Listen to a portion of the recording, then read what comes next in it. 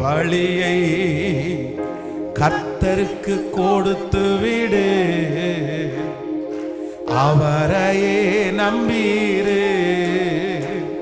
உன் வழியை கர்த்தருக்கு கொடுத்து விடு,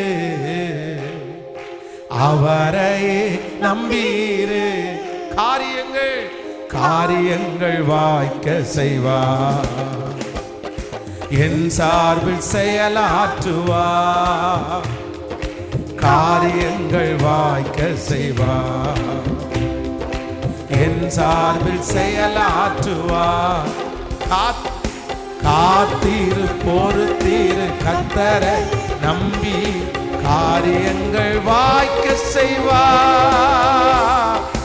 காத்தீரு பொறுத்தீரு கர்த்தரை நம்பி, காரியங்கள் வாய்க்க